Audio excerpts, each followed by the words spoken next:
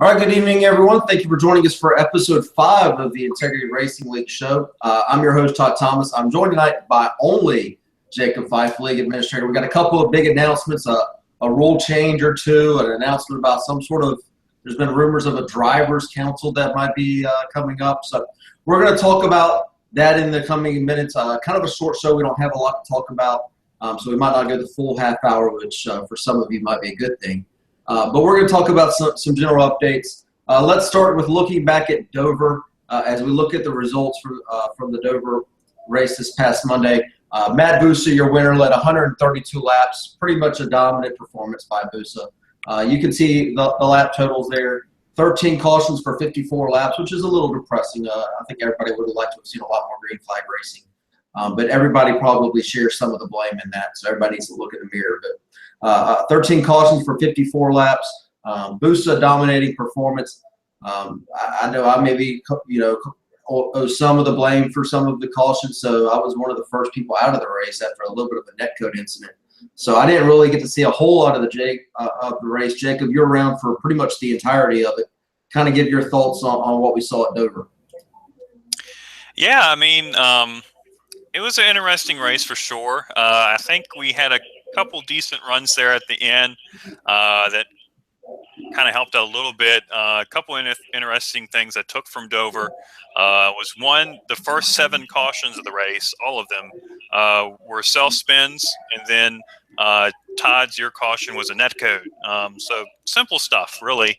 Got a little more hairy towards the end of the race when people get a little more aggressive. But, a lot of, like I said, just a lot of simple stuff that maybe are easy fixes. And then, obviously, I think one of the main stories is coming back off of suspension. Busa was able to get up there and pretty much dominate the night for the most part. There were some challenges at times from Fayash, who came in second. I know there was a good battle with us around third between him, myself, and Brandon Burkroff. And that was pretty – I had a good long-run car and was able to kind of catch up towards the end. And I think Fayash was kind of catching Busa towards the end, but he was just kind of the class of the field. So, congrats to him, obviously. And if he makes the minimum amount of races, he'll be able to make it in the chase, which we might talk about a little bit later, how that kind of changes things. But overall, like you kind of mentioned there before, Todd, caution-wise, you want it to be a little bit better. But there were some spots where, the racing itself was really good. I know there's a lot of guys excited about how the racing finished, which hopefully that's something we can take and apply to when we go to Charlotte in a couple weeks.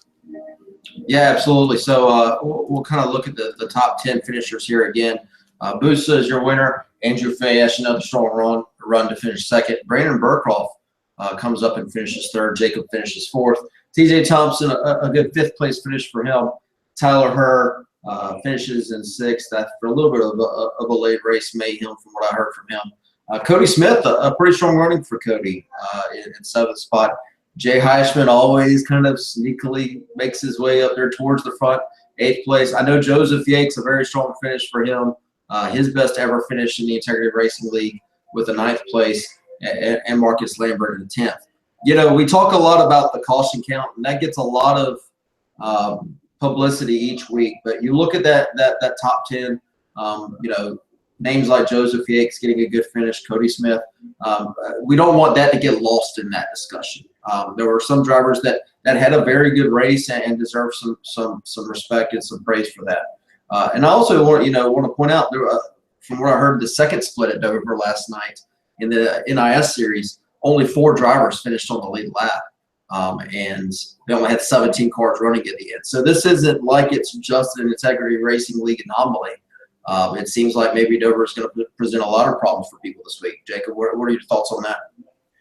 It makes me feel a little bit better. I think the general philosophy I kind of have with that is the league, and this has been the case every year really, at some point in time goes through rough patches, whether it's one race or 3 races or what have you, you have them every year, and it's part of racing. Whether some people like it or not, that's just the nature of the beast. Hopefully, we're working our way out of this rough patch. Because I'm not gonna lie, I mean the racing could be better. It always can be better though, and we'll talk about some different things we're hoping to do to kind of help with that. But as I've always said, it really starts with the members themselves. I can make, all the rules in the world, but it's not going to fix all the happenings that go on during the course of a race. And we really just have to look at the bigger picture of the league as a whole and take it for what it is to a certain extent. And I know sometimes people get frustrated and have moments where, they think something happened and it shouldn't have, or whatever the case may be, but you just got to take it race by race and look at the bigger picture, and just take it, go to next week, and hope to do better. And because sometimes it's your week and sometimes it's not. It's just that's really the the way things are. It's life. Absolutely. So let's go ahead and take a look at. We haven't we've spent a good bit of time looking at other things that are on the Facebook page as far as the league documents. But one thing that we haven't touched on since we started the show was the caution count. Part of that was because the rules with the caution count changed a couple of weeks ago. The new rule is that everybody was reset. I believe it was after Talladega. Fife, you might have to. I believe so. Yeah. I think it was after Talladega, but the new caution count changed, so everybody was reset to 0. We're not going to highlight any particular individuals here. I think what's important to note is that everybody kind of looks around, and if you are one of those drivers that has 2 cautions called so far, as we scroll down here, down to the bottom of the page, if you're a driver that calls 2 cautions, you're in that limbo. If you get charged with another caution, you are going to be suspended for 1 race. So, Jacob, as we look at the totals here amongst drivers that have calls 2 cautions this year, how does that get adjudicated?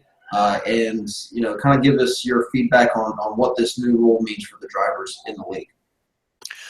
Well, like I said, if you look at the spreadsheet there, and obviously once I shut up, it'll probably go back up again. But, if you looked at the chart there, kind of breaks down however many cautions, you cause or the cause of, this is the suspension you get. And that goes through the regular season. So keep that in mind. Things get reset for the chase because we don't want to have anyone have an advantage or disadvantage based off of cautions, and then everybody knows that.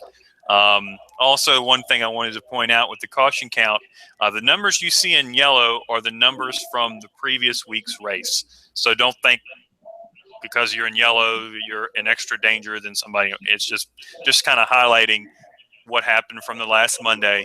And like I said, it's incremental in value. So, after 3 cautions, it's, I think, 1 race. After 6 cautions, it's 2. And then after 9 cautions, it's 5 races.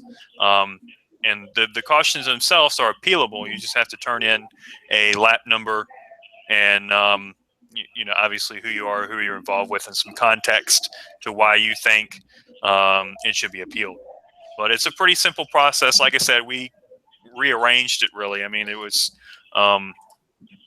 there just in a different form, and we kind of rearranged it to help hopefully make the racing better, because that's really what most of the rules are geared towards here. And it's just a matter of keeping that in mind as you're racing and how it may affect you, as a lot of you will be running for a full season. All right, so 5 minutes. Just one of the aspects of Google Hangouts for those that maybe don't use Google Hangouts a lot is basically you're only going to see what's on my screen share whenever I'm talking. So like Jacob said, I'm going to reshare that for those of you that want to give it another glance through and kind of see what Jacob's talking about. For instance, Trey Browning here is in yellow with 2 cautions. That doesn't mean he's called any more cautions than anybody else that has a 2. It just means that Trey actually did cause a caution at Dover, or was charged a caution at Dover. So, we'll quickly look through that again for everybody to kind of check out and see where they're at on the standings. Those are updated, I believe, as soon as the race is over, typically on Monday night, or first thing on Tuesday. That's updated. So always check that out each week and kind of see what's going on. So let's move on and look at the league standings table as well. That's actually the results page. Let's look at the league standings and see where we're at there. Andrew Fayash continues to lead the point standings with 480 total points. Tyler Herr actually is moved up in the points table there a little bit and moved into second. Marcus Lambert moves into is in third place. Jacob Fife with a strong finish at Dover moves up 3 spots to fourth. William Dunn in fifth. Adam de Blasio, a little bit of a tough race at Dover for him, drops back to sixth. Travis Morgan in seventh. Bradley Havard in eighth. We got a tie right now between myself and James Hudson for ninth. After I have a tough race there at Dover. Jay Heisman with a good race at Dover moves up to 11th. So you can kind of see there the top 20 in points. Those top 20 are locked-in drivers. To my knowledge, Jacob, no one fell in or fell out of the top 20 after Dover. There's a little bit of shuffle, actually. Allen dropped out, but he still has a locked-in status, his emeritus status. So he's still in, even though he's just outside the cut line naturally. And then I believe, if my memory serves, Brandon Burcroft jumped in, and I want to say Jason K. Miller dropped out, if I remember that correctly. But not much shift otherwise. Most everybody else was able to do well enough to kind of hang in there and make the best of it. Yeah, I'm actually looking at it now, and what you said is essentially correct. Brandon Burcroft does jump into the top 20, so gains that locked-in status. So that should be important. Charlotte's typically a high turnout race. A lot of people enjoy the Charlotte racetrack. I know it's one of my best ones. So hopefully we'll have a good turnout there in a couple of weeks. So for Brendan to jump up into that top 20 and claim a locked-in spot is probably a bit of good news for him. Some other notes here is that this is the overall standing. Just remember that anybody that's won a race and also completes 14 races throughout the season is going to be locked into the chase. So you have some drivers like Brian Terry, who's maybe not shown on this screen in the top 20 in overall points, but does have a win. And should he continue to make 14 races throughout the year, which he is on pace for, he would be locked into the chase. So that's something to remember. All right, so Jacob, we want to kind of pitch it to you. We kind of hinted at the top of the show. You have some general league updates and maybe a rule change perhaps. And so we just want to give the microphone to you and let you kind of update the membership on those. Yeah, a couple of things. The admins had a meeting last night, actually, and kind of went over some things. Obviously, without getting into great of detail, I'm sure most people have saw some of the Facebook stuff going on post-race and things like that. So we're going to do two things. Excuse me. One is going to be race-related. They're both kind of hard, but for one of the issues we've been trying to address, maybe not to the best of our abilities, is the race chat. And one thing we're going to do is really just crack down on it and kind of put our line in the sand, so to speak. Excuse me. If I don't choke here, we'll be all right. Basically, if you have a derogatory statement towards another driver, whether it's text chat or race chat within the iRacing server, you're suspended for next week's race. We don't have time to say, everybody likes to joke with me about race chat only and all this stuff. But we've kind of got to the point where it just needs to be addressed, as I said. And, we're going to kind of come down on that pretty hard. Obviously, we want you to have conversation with one another. We want you to have open communication in terms of meaningful race communication. Whether it's, as I mentioned in the drivers' meetings, car high, go low, I'm pitting, things like that. But the kind of, like I mentioned, the derogatory stuff where you're talking bad about another driver, or you're trying to, insult another person or what they did on the track, or why don't you have any talent? The list goes on and on, whatever. This is stuff we don't need to have here, honestly. So for the racing service themselves, if those type of things happen, you will be suspended for next week's race. And it's a pretty cut and dry deal. We decide to institute is, as Todd mentioned, is a driver's council. The admins have nominated 4 drivers, 4 anonymous drivers, for this council. They have been notified of this, and they have all accepted their nominations. They're all good, upstanding members of the league from various teams within the league. So it's not like we all picked from one team or something like that. It's pretty spread out, different, to some degree, different talent levels, different walks of life, to kind of really gain perspective. Basically, what they would do is to try to address some of maybe, some of the things that are in the rule book, but maybe we don't catch during the course of the race. As obviously we are out there driving as well as admins. So maybe to address some over aggressiveness that might be taking place, or some things that just happen on the track. Basically what they'll do, if one of these people see something that goes on, they'll come back to the other members of the panel and they'll discuss the issue that takes place, and then they'll bring a recommendation to the admins from there. So it's something we're going to try. Like I said, all of this is in an effort to make the racing better, but also make the league as a whole better in terms with the way we handle each other, really. As I've mentioned in the post from yesterday, the way we go about handling ourselves really has just as much to do with how the racing is on the track as, frankly, the racing on the track itself does. The way we treat each other, the way we handle each other, the respect that we have for one another. If you don't have those things, at times, what your personal thoughts of somebody can carry over into how you treat them on the racetrack. And some, people get angry sometimes. I understand that, but the league has to hold a certain standard, and it's my responsibility, along with our admin team, to hold the league to that standard. And if personal feelings and emotions get in the way too much or too over the top, then we have to address that. And that's what this council does. And what it also does is it does it in an objective way. This is coming from your peers, the people that you come out and race with, and it's not coming from me. And it's not going to be I don't like me personally. I don't like this person more than the other, or something like that, because that's not the impression I want to give, or not that I have that to begin with. But this is from your peers. This is people you race with every week, and hopefully this will improve the racing somewhat as well as what we do with the rule book. So those are the two things. We'll see how they go, and as things come along, we'll do the best to address them. But like I said, the rules themselves are as they are, and we'll administer them the same way we've been administering them through the course of this season. All right. So those are the updates from your league administrator staff. So let's move forward a little bit. We do have an off week next week. We will be hosting the Integrity Racing Show next Thursday.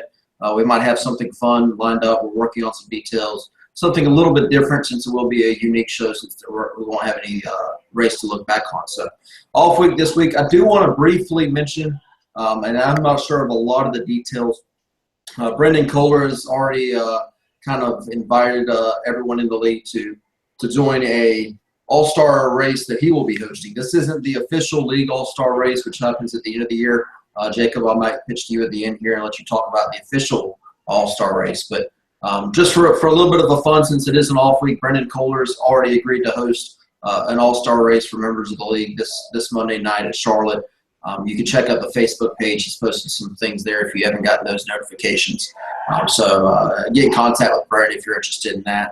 I think he wants people to sign up in advance just so they can go ahead and plan. So check out the Facebook post from Brendan on that, and make sure you check out his all-star race this Monday if you're just looking for something to do, since it is an Integrity Racing League night. Jacob, kind of tell us what the official all-star race is. I believe that's held at the end of the year each season. Kind of tell people how they can maybe qualify into that. And is it going to be at Charlotte like the real-life all-star race, or does that kind of move around from year to year? It's pretty interesting. We have fun with it. Basically, how you qualify into the event is you either win a pole or you win a race. So it's pretty straightforward as far as that's concerned, which we have several drivers who've done that already this season.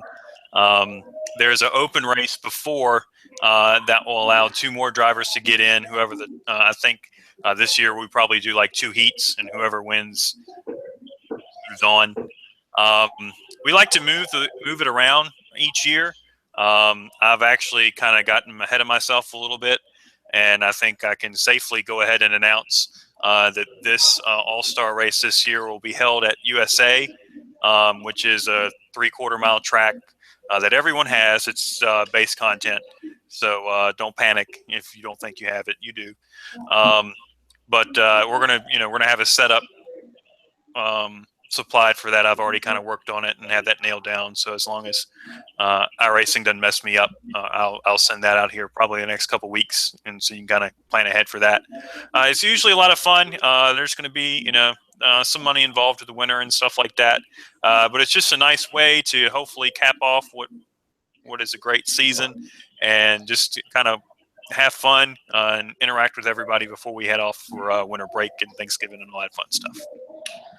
All right, so next week's show is going to be a little bit different. So we're actually going to use the kind of the tail end of this show to kind of look forward to the next race in the Integrity Racing League. In 2 weeks, we'll be at Charlotte Motor Speedway, another base content track. Usually, a lot of people enjoy Charlotte. A lot of speed there. It's a fun racetrack to drive under the lights. In the longest race of the Integrity Racing League season at 300 miles. So Jacob, I know you've turned a few. I haven't even touched the setup. Charlotte is typically one of my better tracks, but I haven't touched the race setup this week. I know you have. Kind of give us your thoughts on what we might see at Charlotte. Yeah, different is what I would tell you, but not in a bad way necessarily. I think it's going to be interesting. I need to win, so I'm not sure if I want to give away all my secrets. No, I'm kidding. What I've noticed is going into turn 1, it seems to be really loose on entry. It's very hard to get down to the bottom. I think I found most of my success was 3/4 of the way up the track to almost all the way up to the top of the wall, around the top of 1 and 2. And then the setup feels actually really good through 3 and 4 if you get the correct arc. And you actually have a couple different options. You can run it down at the bottom through 3 and 4. My best lap to this point is a really high 27, but I can run pretty consistently in the low 28s, 0s and 1s as far as that goes. And then unlike the past couple weeks where the setups have been really loose, I think this setup is leaning towards the tight side. So your tire management in terms of not burning your right front off and not driving it off into a wall coming off the corner is going to be the interesting things there. And I'm really interested to see if there is anybody who's more talented than I am who might be able to get it down to the bottom through 1 and 2 and make time. Every time I try to do that, I'd either spin out or I spent half the corner chasing the car up the track because it would get loose. Because you have that hump basically that goes into turn 1 that kind of lightens the car up, and that makes it a little bit of a challenge if you have too much wheel in it to get it down the corner. But I'm sure Julio from Aegis will have a practice session up here a week and a half from now, and you can practice and get your laps in. But it should be a fun race. It should be a race everybody's comfortable with, and hopefully we'll have some more competitive and caution-free racing than we've had the past couple races. All right, to close tonight, I'm going to do something a little different. Since we didn't have a guest tonight, I kind of have a little bit of an editorial time here before we log off for the night. And I just wanted to kind of make some general personal observations. On Tuesday, Stephen Curry was unanimously named the NBA's most valuable player for the second time in a row. This following a season in which he led the Golden State Warriors to an NBA record 73 wins. And individually, Curry hit over 400 three-pointers, which is astonishing when you consider no one else in NBA history has ever made more than 300 in a season. Unquestionably, Stephen Curry had one of the greatest seasons in NBA history. But almost as quickly as Curry runs down the court to make his next shot, the pundits were quick to question the legitimacy of the unanimous vote, pointing out that the game's greats of Bird, Jordan, Magic, Kobe, and LeBron had never received such an honor.